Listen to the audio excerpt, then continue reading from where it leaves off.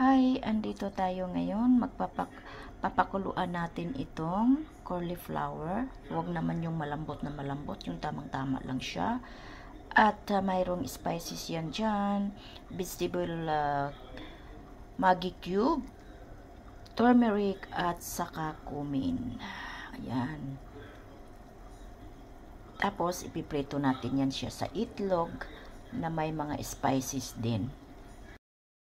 Ayan, kulong-kulo na siya at tama na siyang hanguin. Hanguin na natin. Mga kalangga ko dyan. Ayan. Okay.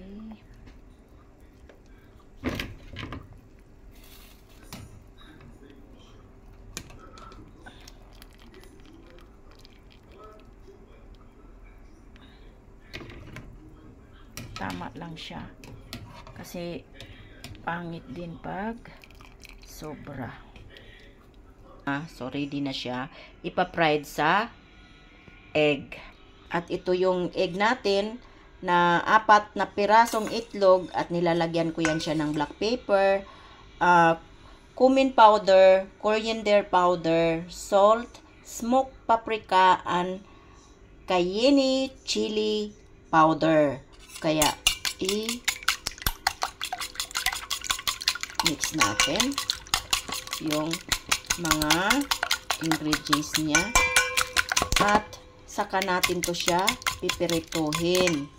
Ito yung request ng anak ko, kaya gagawin ko dahil tayong mga ina, ito ang trabaho natin pag may gusto ang pamilya natin kung anong kakainin. Tayong nasa bahay na asawa o ina ay handang gumawa ng pagkain para sila ay sumaya. Diba? Yan na yung ano natin, cauliflower. At yung itlog natin dyan ay may flour at saka cornstarch. Kaya mag-umpisa na tayong mag-fried. Okay. Ayan na siya, mga kalangga ko dyan. Naprito na natin ang ating cauliflower.